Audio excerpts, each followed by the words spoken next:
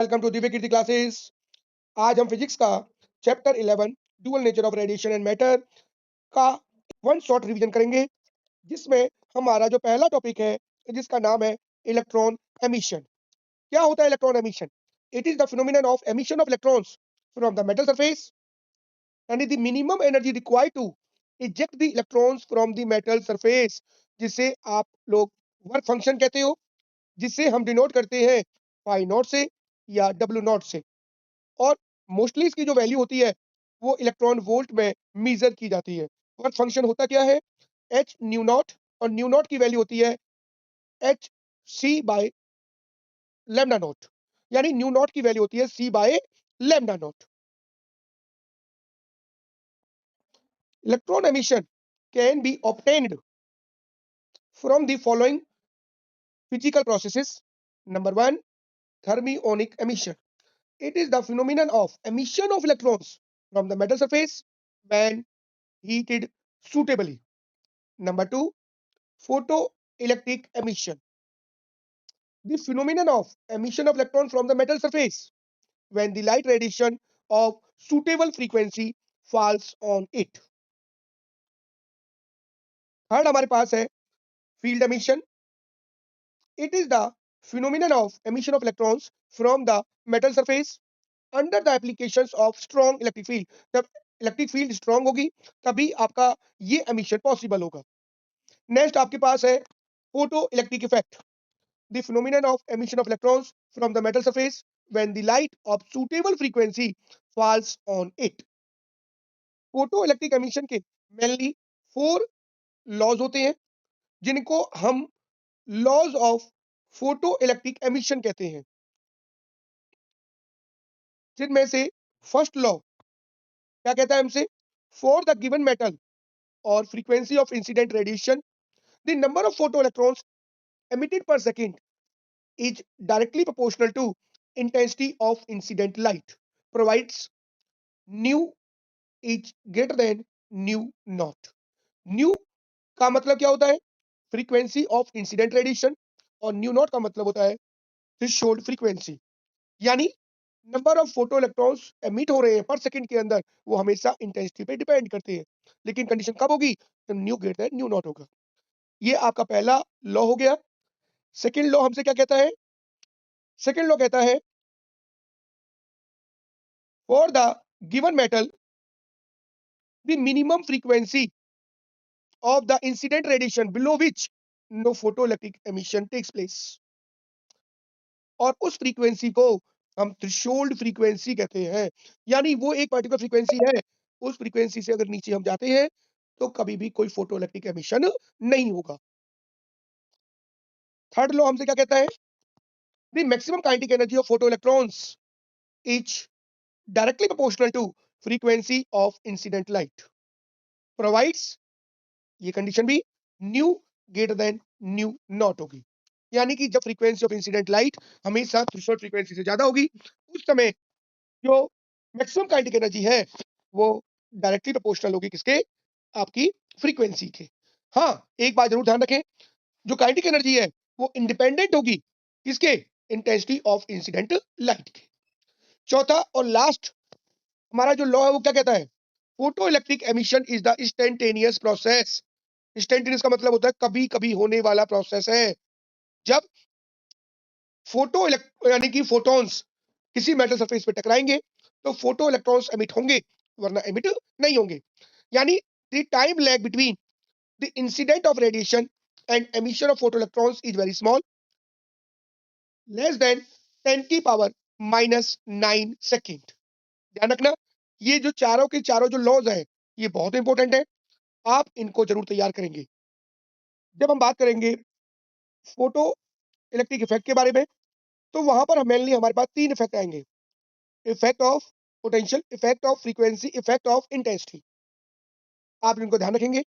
उनको ध्यान में रखते हुए हमारे पास जो पहला टॉपिक है वो है आपका फोटो इलेक्ट्रिक करंट। ध्यान सुनना, फोटो इलेक्ट्रिक करंट डिपेंड करता है इंटेंसिटी ऑफ इंसिडेंट लाइट के ऊपर और potential difference applied between the two electrons. यानी मेनली ध्यान रखो, photo electric current is always directly proportional to intensity of incident light.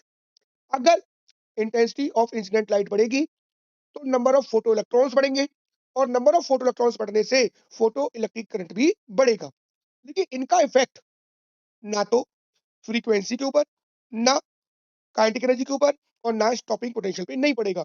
अगर आपसे बोला जाए फोटो इलेक्ट्रिक करंट और इंटेंसिटी का ग्राफ बना के दिखाइए, तो graph always straight line. Graph हमेशा कैसा रहेगा? स्ट्रेट लाइन रहेगा, जैसा कि आपको इस डायग्राम में दिखा रखा है। नेक्स्ट आपका स्टॉपिंग पोटेंशियल, जिसका second name cut off potential, the minimum negative potential applied at the anode for which no photo electric emission takes place. यानी वो नेगेटिव, मिनिमम नेगेटिव पोटेंशियल किसके ऊपर अप्लाई हो रहा है? एनोड के ऊपर, जहां पर कोई भी फोटो इलेक्ट्रिक एमिशन ना हो, फोटो इलेक्ट्रिक करंट की वैल्यू 0 हो, उसे स्टॉपिंग पोटेंशियल या कट ऑफ पोटेंशियल कहते हैं। ये कंडीशन कब होगी? जब मैक्सिमम काइनेटिक एनर्जी आपकी ई वी नॉट के बराबर होगी। वी नॉट का मतलब होता है स्टॉपिंग पोटेंशियल और कट ऑफ पोटेंशियल। ये नेक्स्ट आपको जो ग्राफ दिखाई दे रहा है, ये आपका इफेक्ट ऑफ फ्रीक्वेंसी का है। मैंने आपको बोला कि मेरे पास 3 टर्म्स हैं, पोटेंशियल, फ्रीक्वेंसी एंड इंटेंसिटी। अगर पोटेंशियल आपका वेरी कर रहा है तो फ्रीक्वेंसी और इंटेंसिटी आपकी क्या रहेगी? सेम। अगर फ्रीक्वेंसी वेरी कर रही है तो पोटेंशियल और इंटेंसिटी क्या होगी? सेम। फिलहाल किसकी बात कर रहा हूं? Variation of stopping potential with frequency of incident radiation. यानी स्टॉपिंग पोटेंशियल कहां पर आएगा? Y axis. फ्रीक्वेंसी कहां पर आएगी? Along the X axis. और आपको ये जो ग्राफ दिखाई दे रहा है, इसे बोलते हैं हम लोग, ये किसका ग्राफ है? इफेक्ट ऑफ फ्रीक्वेंसी का। इसमें दो मेटल दिखाई दे रही है आपको, मेटल ए, मेटल बी। और मेटल ए की थ्रेशोल्ड फ्रीक्वेंसी कितनी है? New not. मेटल बी की कितनी है? New naught dash. तो हमेशा ध्यान रखना इस बात को कि एमिशन तभी होगा जब nu greater than nu naught होगा और nu greater than nu naught dash होगा। यानी emission is possible only nu nu greater than nu naught. Emission नहीं होगा nu less than nu naught and nu equal to nu naught. यानी इन दो केसों में कभी भी एमिशन नहीं होगा। Emission is possible only frequency of incident radiation is greater than threshold frequency. ये जो नेक्स्ट इफेक्ट आपको दिखाई दे रहा है, इसको हम इफेक्ट ऑफ पोटेंशियल कहते हैं, जिसके अंदर फोटो इलेक्ट्रिक करंट और पोटेंशियल के बीच में ग्राफ बनेगा, जिसके अंदर आपको दो कंडीशन मिलेंगी। नंबर 1, इंटेंसिटी डिफरेंट और फ्रीक्वेंसी सेम। ध्यान रखना इस बात को, एग्जाम पॉइंट ऑफ व्यू से बहुत इंपॉर्टेंट है। जब बोला इंटेंसिटी डिफरेंट, तो ग्राफ आपका इस तरह से बनेगा। यानी 3 इंटेंसिटी ली है, I1, I2 एंड I3। जहां पर ये दिखाई दे रहा है आपका करंट, देखो लाइन सीधी सीधी जा रही है, इसका मतलब है आपके पास जो करंट है वो सैचुरेशन करंट है। लेकिन जब इनको ध्यान से देखेंगे तो आपसे पूछा जाए कि I1, I2, I3 में किसकी इंटेंसिटी ज्यादा होगी, तो आप बोलोगे I3 more than I2 more than I1। और जिसकी इंटेंसिटी ज्यादा, उसका फोटो इलेक्ट्रिक करंट भी ज्यादा। मैं आपको बता चुका हूं। लेकिन फ्रीक्वेंसी क्या है? सबकी सेम। और स्टॉपिंग पोटेंशियल भी क्या होगा? सेम। इस बात को ध्यान रखेंगे। ये आपका हमसे सेकंड ग्राफ जो है वो क्या कहता है कि फ्रीक्वेंसी डिफरेंट, इंटेंसिटी सेम। देखो हमने क्या लिए? तीन मेटल्स लिए। फ्रीक्वेंसी क्या है? सबकी अलग अलग है, एक की न्यू 1, एक की न्यू 2, एक की न्यू 3। आपसे ग्राफ बना के पेपर में दे दिया जाए कि बताओ कि किसकी फ्रीक्वेंसी ज्यादा है, किसकी फ्रीक्वेंसी कम है, तो हमेशा ध्यान रखना कि जिसका स्टॉपिंग पोटेंशियल ज्यादा, उसकी फ्रीक्वेंसी भी ज्यादा। इसका मतलब new 3 greater than new 2 greater than new 1। और स्टॉपिंग पोटेंशियल की बात की जाए तो new not 3 greater than nu not 2 greater than nu not 1। और इंटेंसिटी क्या होगी सबकी? सेम। ध्यान रखना, ये दोनों के दोनों graph, number 1 frequency different, intensity same. Number 2 intensity same, frequency different. ये इसको अच्छी तरह से आप लोग तैयार कर लेंगे। नेक्स्ट आपके पास टॉपिक है आइंस्टाइन फोटो इलेक्ट्रिक इक्वेशन। यानी आइंस्टाइन से पहले हमारे पास एक साइंटिस्ट आया था जिसका नाम था प्लैंक्स। प्लैंक्स ने क्या कहा था? According to Planck's quantum theory, the light radiation in the form of packets called quanta, and quantum of light radiation is known as photons. जो photons हैं उनमें से हम क्या करते हैं, एक फोटोन को हम कंसीडर कर लेंगे, लेट कर लेंगे। फिर उसके बाद एक नया साइंटिस्ट आया जिसका नाम था आइंस्टाइन। आइंस्टाइन ने क्या बोला, one photon incident on the metal surface, one photo electron is eject out. अगर एक फोटोन किसी मेटल सरफेस पे टकराएगा तो एक फोटो इलेक्ट्रॉन आपका एमिट होगा, और अगर 2 टकराएंगे 2 एमिट होंगे, 10 टकराएंगे 10 एमिट होंगे। यानी if the light of frequency nu is incident on the photosensitive material of work function W naught, then maximum kinetic energy is, तो kinetic energy कितनी हो जाएगी, h nu minus phi naught, और phi naught क्या है हमारे पास, work function. मैंने क्या बोला, emission is possible only nu greater than nu naught, और मैक्सिमम काइनेटिक एनर्जी किसके बराबर होती है, EV नॉट। तो EV naught equal to H nu minus phi not, और फाई नॉट की वैल्यू होती है एच न्यू नॉट। तो आपके पास कई फॉर्मूले बन जाएंगे, EV नॉट जो किसके बराबर है, मैक्सिमम काइनेटिक एनर्जी, और यहां से एच को कॉमन ले लेंगे हम लोग, तो ये आ जाएगा h nu minus nu naught, और न्यू की वैल्यू कितनी होती है, सी बाई लेमडा, और न्यू नॉट की value c by lambda naught, और एक आपका ये नया फॉर्मूला तैयार हो जाएगा। एक बात हमेशा ध्यान रखें, जो आइंस्टाइन फोटोइलेक्ट्रिक इक्वेशन है is accordance with the law of conservation of energy. ये हमेशा किसके बेस पे काम करती है, law of conservation of energy के ऊपर, ये हमेशा कभी मत भूलना। नेक्स्ट टॉपिक है आपका डुअल नेचर ऑफ रेडिएशन। जो लाइट रेडिएशंस होते हैं हमेशा वो दो नेचर रखते हैं, पहला वेव नेचर, और सेकंड इज द आपका particle nature. The light of radiation have dual nature, wave nature as well as particle nature. अगर कभी कोई आपसे पूछे कि वेव नेचर को एक्सप्लेन करने वाले फिनोमिनन के नाम क्या होते हैं, तो आप जवाब देंगे इंटरफेरेंस, पेपर पूछा गया है पहले, डाइफ्रैक्शन एंड पोलराइजेशन। अगर आपसे पूछा जाए कि पार्टिकल नेचर को एक्सप्लेन करने वाले फिनोमिनन कौन से हैं, तो आप बोलोगे फोटोइलेक्ट्रिक इफेक्ट, यहां पर यूज नहीं कर रखा, Thomson effect and black body radiation होते हैं। तो ध्यान रखना, जो आपके पास लाइट रेडिएशन है have dual nature, wave as well as particle nature. Example में electrons, protons, deuterons, neutrons, alpha particles, ये सब आपके लाइट या डुअल नेचर रखते हैं। नेक्स्ट टॉपिक आपसे कहता है फोटॉन्स। क्या होता है photons? Photons are the packets of energy which are emitted by the source of radiation। अगर आपसे पूछा जाए कि एनर्जी ऑफ फोटोन कितना है, तो आप बोलोगे equal to H nu, nu means C by lambda, तो आपका कितना हो जाएगा, H C by lambda. Nu क्या है, frequency of light radiation, lambda wavelength of light radiation, H Planck's constant, C speed of light. Next आपके पास है momentum of photon, P equal to E by C. ये जो formula है P equal to E by C, ये कहां से आया, Einstein mass energy equivalence relation से। वो रिलेशन क्या कहती है, E equal to m c square, और ये किसके बराबर होता है, एम सी इंटू सी, और एम सी का मतलब क्या होता है, आपका मोमेंटम के बराबर होता है। तो P equal to E upon C आ गया, और E को क्या बोलते हैं हम, एच न्यू बाई सी। यहां से हम आपका एक नया फॉर्मूला और ड्रॉ कर सकते हैं, जो मैं आपको दिखा देता हूं।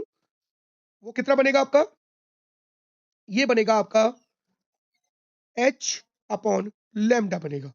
ये ध्यान रखना, ये फोटोन के लिए, फोटो इलेक्ट्रॉन्स के लिए मोमेंटम की वैल्यू सेम रहेगी, H upon lambda.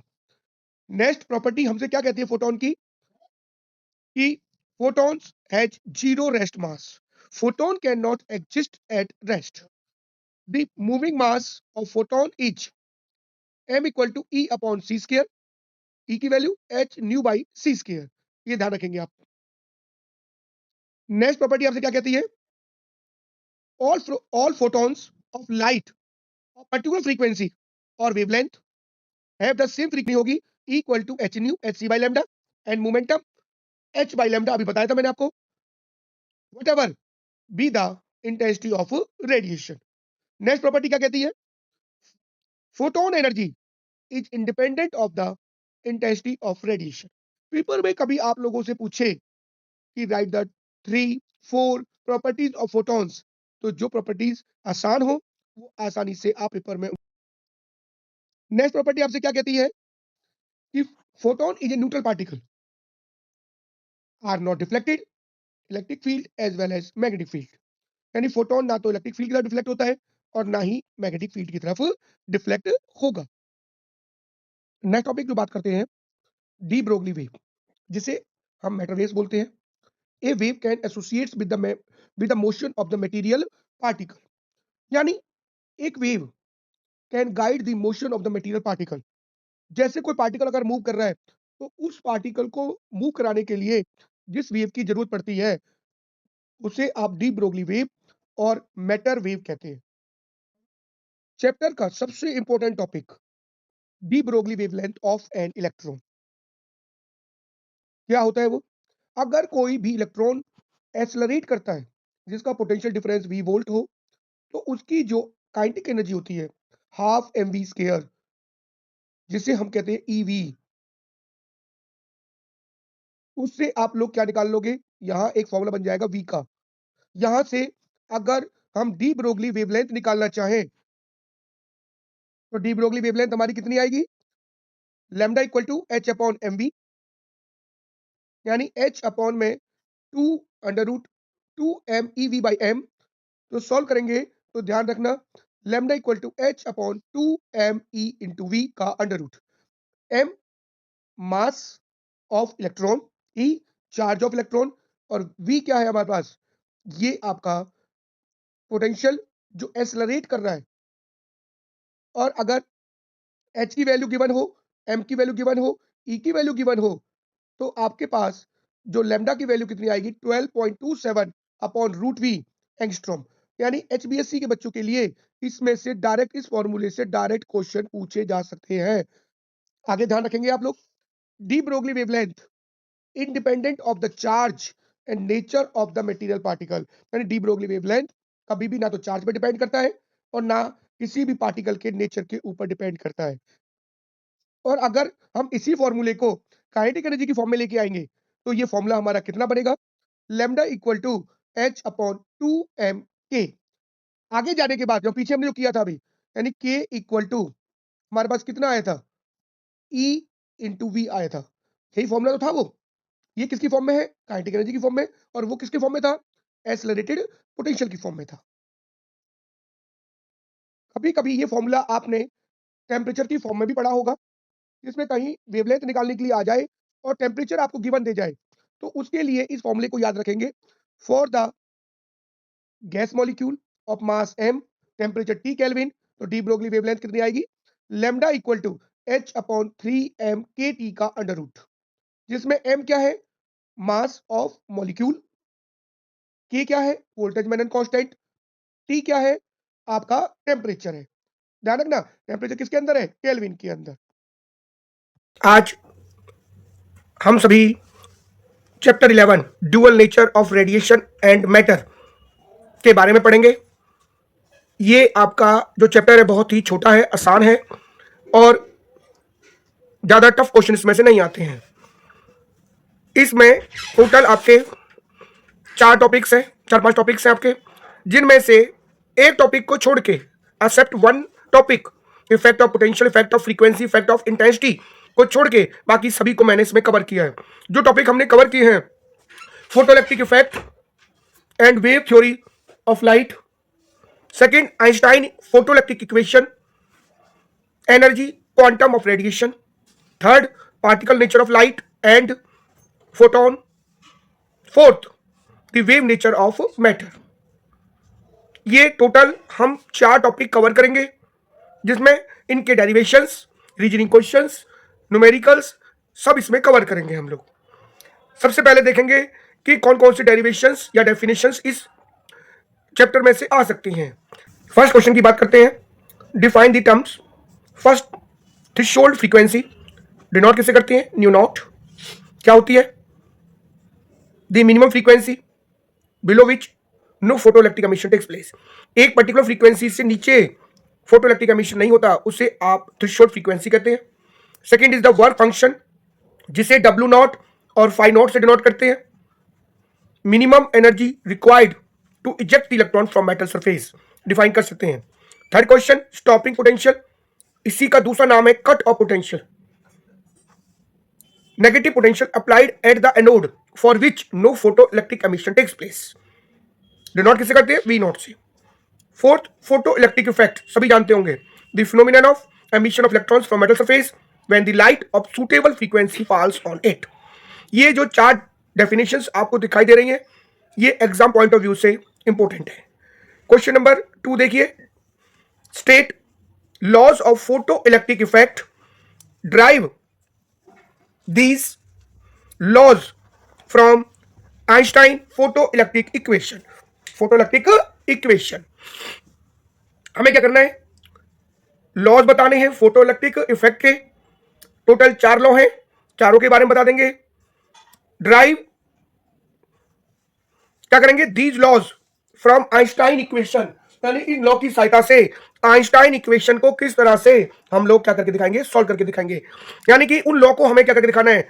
Einstein equation जो हमारे पास है, half m v square equal to H nu minus W nought, इसका यूज करके हमें उन लॉ को वेरीफाई करके दिखाना है।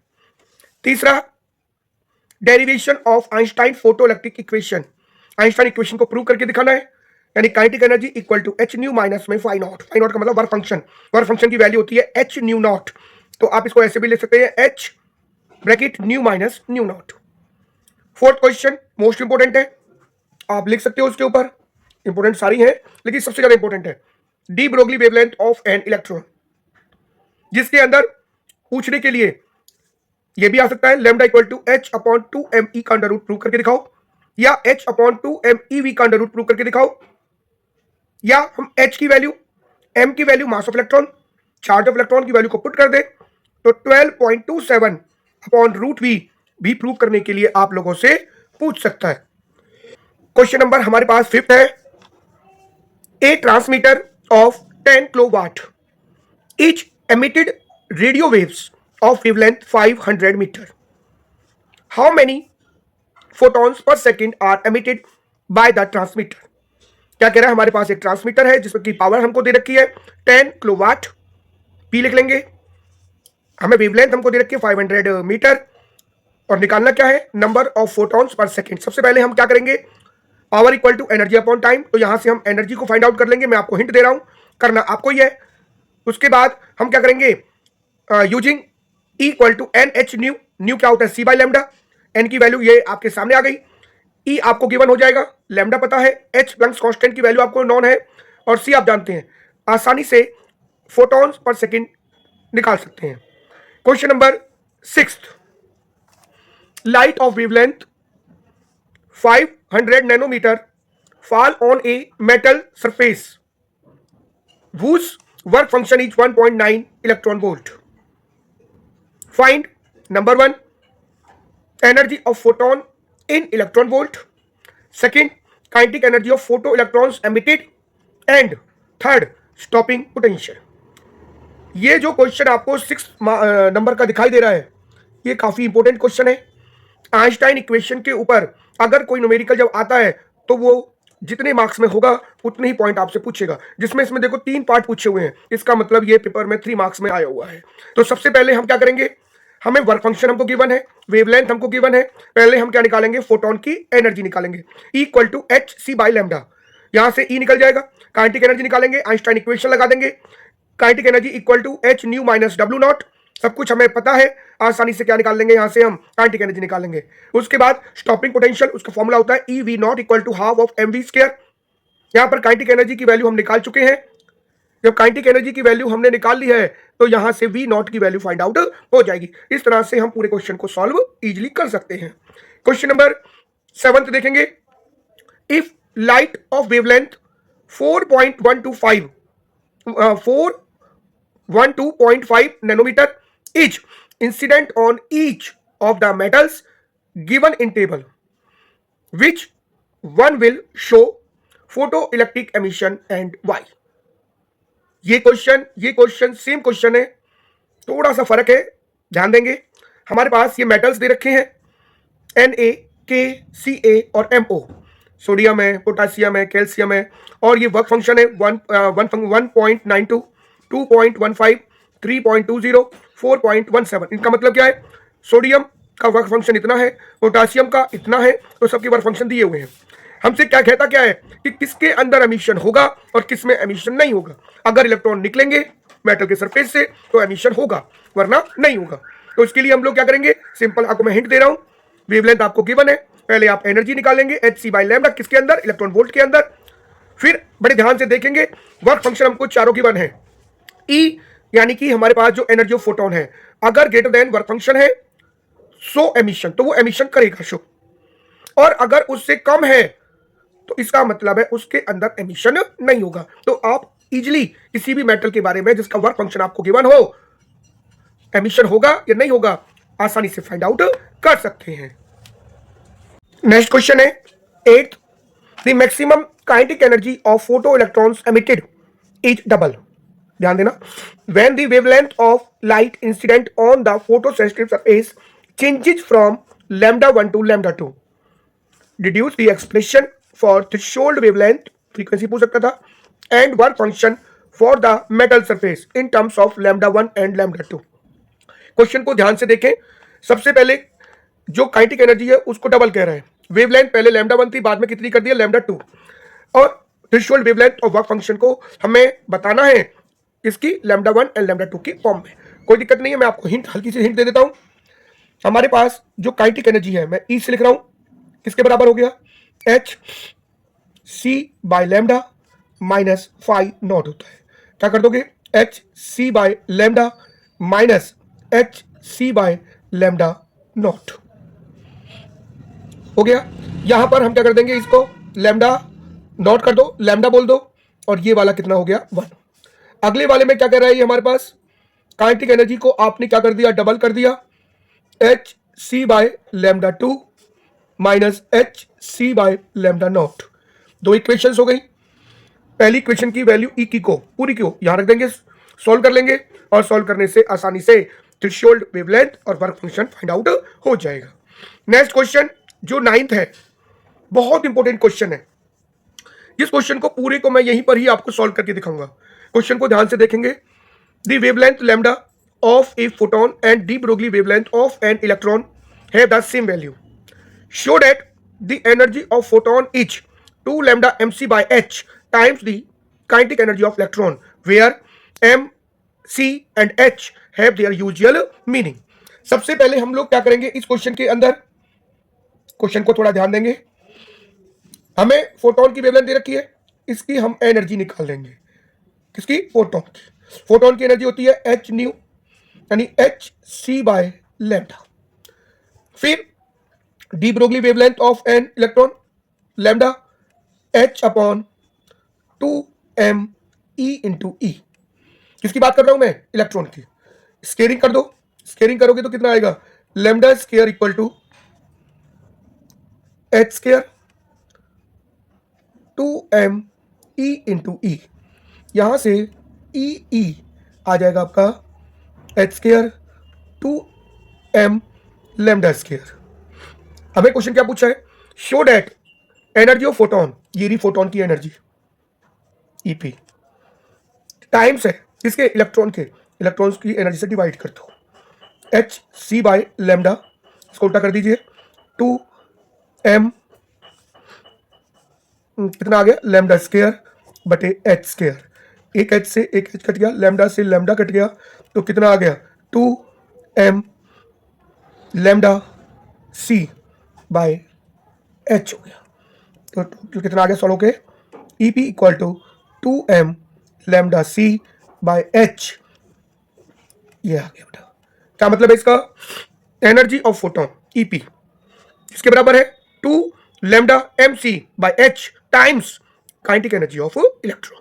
तो इस तरह से हम इजीली इसे फाइंड कर सकते हैं, निकाल सकते हैं इस क्वेश्चन को। क्वेश्चन नंबर 10 भी क्वेश्चन नंबर 9 की तरह है। इस क्वेश्चन को पढ़ेंगे। An electromagnetic wave of wavelength lambda each incident on a photosensitive surface of negligible work function को negligible बोल रहे हैं. If the photoelectrons emitted from this surface have de Broglie wavelength is lambda dash. क्या कह रहा है? lambda dash दे दो या lambda 1 दे देता हूं इसको. Prove that lambda equal to 2mc upon h lambda 1 का स्केयर. इस क्वेश्चन को हम कैसे सॉल्व करेंगे? ये क्वेश्चन भी क्वेश्चन नंबर 9 जैसा है. वहां पर डी ब्रोगली वेवलेंथ सेम दे रखी थी या वेवलेंथ सेम दे रखी थी, यहां पर एनर्जी सेम दे रखी है. सबसे पहले एनर्जी ऑफ फोटोन की बात करेंगे. E h C by lambda. De Broglie wavelength lambda equal to h upon में 2m ई. ये क्या हो गया आपका लैम्डा 1. यहां से लैम्डा 1 का स्केयर इक्वल टू कितना आ गया H square 2m into E. यहां से ई की वैल्यू हम लोग निकाल सकते हैं एच स्केयर 2m लैम्डा 1 का स्केयर. ये दोनों की दोनों देखो, ये आपकी एनर्जी आ गई, ये भी एनर्जी आ गई, दोनों को इक्वेट कर देंगे. इक्वेट करेंगे तो h C by lambda equal to h square 2m lambda 1 का स्केयर. इससे ये टर्म कट गई, यहां से लैम्डा इधर आ गया, ये टर्म इधर आ गई, तो कितना आएगा लैम्डा इक्वल टू 2m. ये रहा सी ऊपर बैठा हुआ है, सी एच नीचे चला गया, बटे कितना आ जाएगा लैम्डा 1 का स्केयर. देख रहे हैं आसानी से, बड़े इजीली ये प्रूव हो गया. मैंने टोटल पूरे प्रूव करके क्यों दिखाई है? क्योंकि थोड़े से ये टिपिकल हैं, इसीलिए मैंने इसको प्रूव करके इनको दिखा दिया है. नेक्स्ट क्वेश्चन देखेंगे आप, क्वेश्चन नंबर 11 और लास्ट क्वेश्चन है ये. An electron and a proton are accelerated through the same potential. एक इलेक्ट्रॉन दे रखा है, एक प्रोटॉन दे रखा है, सेम एक्सेलरेटेड पोटेंशियल दे रखा है. Which one of the two has number 1 greater value of D Broglie wavelength associates with it. D Broglie wavelength किसकी ज्यादा होगी? सिंपल सी बात, लैम्डा कितना होता है h upon 2m ev. Potential क्या है? सेम. इलेक्ट्रॉन और प्रोटॉन पे चार्ज भी क्या होता है? सेम. किस पे डिपेंड कर रहा है? ओनली मास के ऊपर. और मास किसका कम होता है? इलेक्ट्रॉन का. और उसका डी ब्रोगली वेवलेंथ किसकी ज्यादा होगी? इलेक्ट्रॉन की. तो यानी कि इलेक्ट्रॉन की डी ब्रोगली वेवलेंथ प्रोटॉन से ज्यादा होगी. इजीली आप कर सकते हो. लेजर मोमेंटम किसका है? सिंपल सी बात, मास जो डायरेक्टली प्रोपोर्शनल किसके? मोमेंटम के. जिसका मास कम उसका मोमेंटम कम. इसका मतलब इलेक्ट्रॉन का मास क्या है? लेजर. तो मोमेंटम भी क्या होगा? Lesser. Important topics, first effect of potential, effect of frequency और इफेक्ट ऑफ इंटेंसिटी, जिन्हें आज हम डिस्कस करेंगे. उनके ऊपर रीजनिंग क्वेश्चंस और न्यूमेरिकल्स जो एग्जाम पॉइंट ऑफ व्यू से इंपॉर्टेंट हैं, सभी यहां पर हम बताएंगे. पहला क्वेश्चन आप देखेंगे. The following graph shows the variation of photoelectric current for a photosensitive metal. आपके पास एक ग्राफ दिया हुआ है, उसका पहला पॉइंट देखिए, identify the variable x on the horizontal axis. कहता क्या है कि ग्राफ में आपके दो एक्सिस होते हैं. एक एक्सिस आपका एक्स एक्सिस और एक वाई एक्सिस. यहां पर क्या कह रहा है? करंट है. तो ये कह रहा है कि इस पॉइंट पर क्या होगा, तो इस एक्स की वैल्यू बतानी है. जब हम ग्राफों को देखते हैं तो यहां पर क्या बनेगा? ये ग्राफ पोटेंशियल बनेगा. तो इसका मतलब क्या होगा? एक्स की वैल्यू पोटेंशियल. नेक्स्ट आपका आ रहा है आपके पास, what does the point A on the horizontal axis present. ये ए पॉइंट किस चीज को प्रेजेंट कर रहा है? यानी जब हम ग्राफ बनाते हैं इफेक्ट ऑफ पोटेंशियल का, तो ये वाला पॉइंट किसको बताता है? हमारा स्टॉपिंग पोटेंशियल को बताता है. किसको बताता है? स्टॉपिंग पोटेंशियल या कट ऑफ पोटेंशियल, जहां पर करंट की वैल्यू जीरो होती है. आप आसानी से बता सकते हैं. तीसरा मोस्ट इंपोर्टेंट है, draw this graph for 3 different values of frequencies of incident radiation nu1, nu2 and nu3. nu1 greater than nu2 greater than nu3 for same intensity. Intensity same होनी चाहिए, फ्रीक्वेंसी चेंज होनी चाहिए. सबसे ज्यादा frequency nu1 और सबसे कम nu3. तो हम ग्राफ में किस तरह से दिखाएंगे? यहाँ पर करंट और पोटेंशियल, तो आपके पास इंटेंसिटी क्या रहेगी? सेम. फ्रीक्वेंसी आपकी 3 हो जाएंगी, nu1, nu2 एंड nu3. इसका मतलब सबसे ज्यादा किसकी? nu1 की, और सबसे कम किसकी? nu3 की. अगर आप लोगों से इस ग्राफ में ये भी पूछ सकता है वो कि स्टॉपिंग पोटेंशियल किसका ज्यादा होगा, तो आप जिसकी फ्रीक्वेंसी ज्यादा उसका स्टॉपिंग पोटेंशियल भी ज्यादा होता है. इस बात को ध्यान रखें. ये डी पॉइंट देखो, draw this graph for 3 different values of intensities of incident radiation I1, I2, I3. I1 greater than I2 greater than I3 having same frequency. देखो इस चौथे क्वेश्चन के अंदर क्या है? फ्रीक्वेंसी सेम है, इंटेंसिटी डिफरेंट है. तो इसका ग्राफ कैसे बनेगा? यहाँ पर करंट वाई एक्सिस पर, एक्सिस पर पोटेंशियल। तो आप देखोगे, देखो फ्रीक्वेंसी क्या है, सेम, लेकिन इंटेंसिटी क्या है आपकी, देखो डिफरेंट। I1 की सबसे ज़्यादा, उससे कम I2 और उससे सबसे कम I3। तो आसानी से ग्राफ को हम ड्रॉ कर सकते हैं। नेक्स्ट क्वेश्चन हमसे क्या कहता है, draw the graph between stopping potential versus frequency. ये आपको ग्राफ दिखा रखा है of incident radiation using Einstein equation, find the slope and intercept of this graph. यानी इस ग्राफ के अंदर ये आपको एक ग्राफ दिखा रखा है, इसमें ये स्लोप है, ये इंटरसेप्ट है। तो कह रहा है कि इनकी वैल्यू कितनी होगी, और आइंस्टाइन इक्वेशन का यूज करके। जब हम आइंस्टाइन इक्वेशन का यूज करेंगे तो हमसे आइंस्टाइन इक्वेशन कहती है half M v square equal to H nu minus phi not, और इसे हम बोलते हैं ई वी नॉट के बराबर। यहां से वी नॉट कितना आ जाएगा, ई से डिवाइड कर देंगे, एच बटे E into nu minus phi naught बटे ई। कंपेयर कर दो इसको, y equal to M x plus C, इसको स्लोप इंटरसेप्ट इक्वेशन कहते हैं। इसको जब इससे कंपेयर करेंगे, ये भी वही देखो, y equal to M x plus C, तो आपके पास m का मतलब है स्लोप, और स्लोप आपका हो गया h बटे ई, एंड c का मतलब क्या हो गया आपका, इंटरसेप्ट, और इंटरसेप्ट का मतलब हो गया माइनस फाई नॉट बटे ई। इस तरह से हम इस क्वेश्चन के अंदर स्लोप और इंटरसेप्ट इजिली बता सकते हैं। क्वेश्चन नंबर 3 को देखेंगे। For photoelectric effect in sodium, the figure shows the plot of cut off voltages versus frequency of incident radiation। आपको एक ग्राफ दे रखा है, दिखाई दे रहा होगा, स्टॉपिंग पोटेंशियल के बीच में और फ्रीक्वेंसी के बीच में, और कहता क्या है, calculate the threshold frequency and work function. बहुत ही आसान न्यूमेरिकल है, ग्राफ के द्वारा है, ध्यान देना पड़ेगा बस। भाई सबसे बड़ी बात को ध्यान दें, आप एक्स एक्सिस को देख रहे हो, जो किसको बता रहा है, फ्रीक्वेंसी को, और जिसमें जो ये जो पॉइंट है हमारे पास, ये पॉइंट किसको बताता है, ये बताता है थ्रेशोल्ड फ्रीक्वेंसी को। तो थ्रेशोल्ड फ्रीक्वेंसी तो आसानी से पता लग गई, 4 और 5 के बीच में, तो कितना आ गया, 4.5 10 की पावर 14 हर्ट्ज। उसके बाद क्या निकालेंगे, वर्क फंक्शन। वर्क फंक्शन का फॉर्मूला क्या होता है, H nu not. New not आपको मालूम है, आसानी से फाई नॉट हम निकाल सकते हैं। ये क्वेश्चन आपको आसानी से समझ में आ गया होगा। नेक्स्ट क्वेश्चन 4th चेक करेंगे। The figure shows v M का स्क्वायर वर्सेस 1 अपॉन लैम्डा। ये आपको एक डायग्राम दे रखा है, वी एम का स्क्वायर और 1 अपॉन लैम्डा के बीच में। For photo electrons emitted from a surface where v m be the maximum speed of electrons and lambda wavelength of incident radiation. Using this graph and Einstein photoelectric equation, obtain the expression for Planck's constant and work function of the surface. यानी इस graph की सहायता से एक तो हमें Planck's constant यानी h निकालना है, और उसके बाद फिर वर्क फंक्शन निकालना है।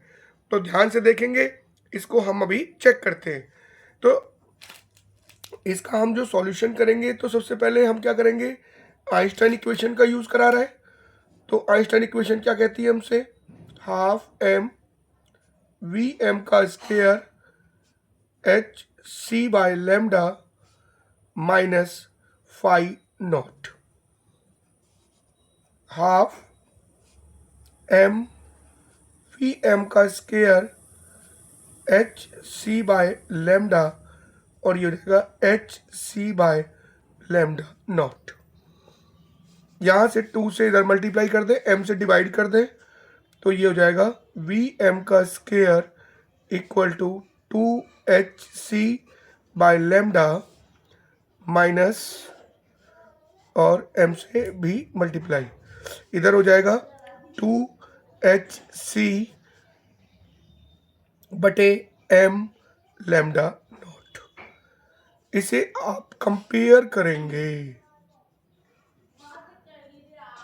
Compare with y equal to M x plus c, slope intercept form की इक्वेशन है। यहाँ देखो ग्राफ, ये क्या चीज़ है हमारे पास, y एक्सिस है ये रहा, और ये हमारे पास कौन सा x एक्सिस है। तो यहाँ से स्लोप आपका हो जाएगा बड़े आसानी से, ध्यान से देखना, स्लोप आपका जो किसके बराबर होता है, tan थीटा, और ये हो जाएगा 2hc बाय m।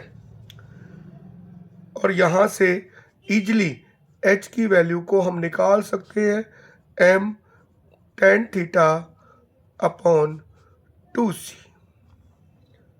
अब अगला हमें क्या पूछा है, हमसे पूछा है वर्क फंक्शन।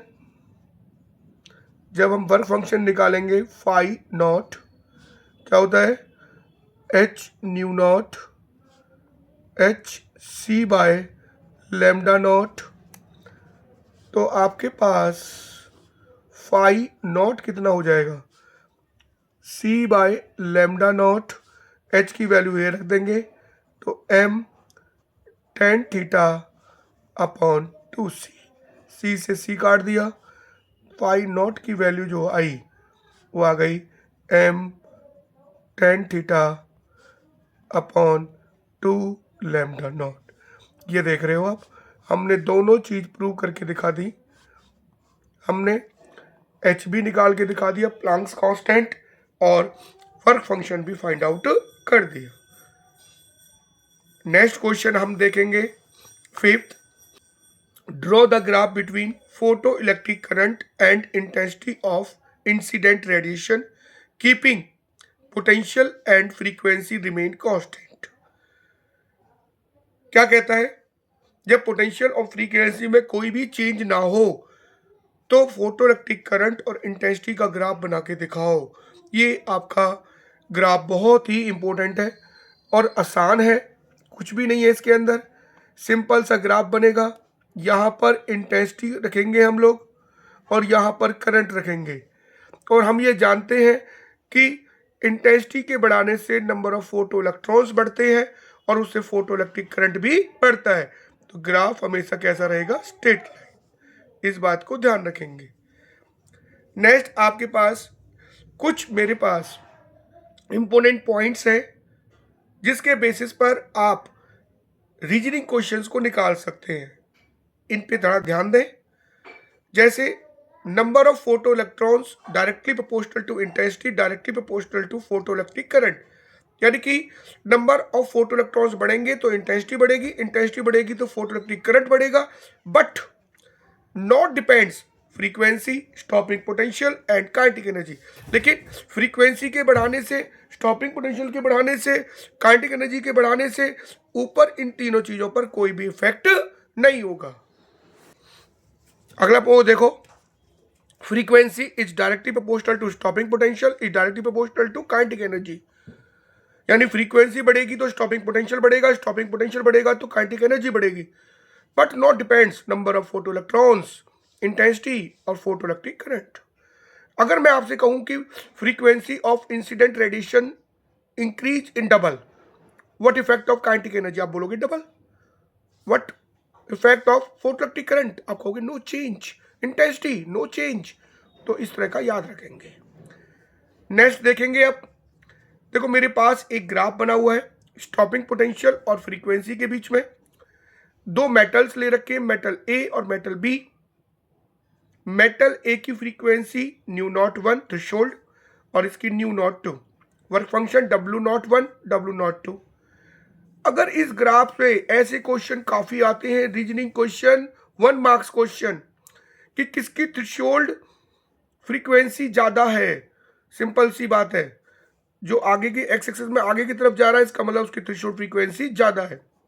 तो किसकी ज्यादा होगी, न्यू नॉट टू की, यानी मेटल बी की। तो मेटल बी की थ्रेशोल्ड फ्रीक्वेंसी ए से ज्यादा होगी, और जिसकी थ्रेशोल्ड फ्रीक्वेंसी ज्यादा उसका वर्क फंक्शन भी ज्यादा। बिल्कुल इजीली याद रखेंगे। अगर बात करें थ्रेशोल्ड वेवलेंथ की बात करें, तो थ्रेशोल्ड वेवलेंथ किसकी होगी, जिसकी थ्रेशोल्ड फ्रीक्वेंसी कम होगी। यानी इसका मतलब मेटल ए का थ्रेशोल्ड वेवलेंथ ज्यादा होगी और बी की कम होगी। और ये क्वेश्चन आपको आसानी, इस तरह से क्वेश्चन 1 मार्क्स में कई बार पूछे गए हैं। अगर ये वीडियो आपको अच्छी लगी हो तो चैनल को लाइक करें, सब्सक्राइब करें और शेयर करें। And thank for watching.